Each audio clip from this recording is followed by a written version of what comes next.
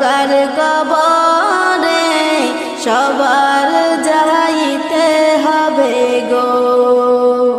আজ না হয় কাল তুমি যাইবা কবরে, যাওয়ার সময় দেখবে চেয়ে গো, তোমার সবই রইল পরে, যাওয়ার সময় দেখবে চেয়ে গো।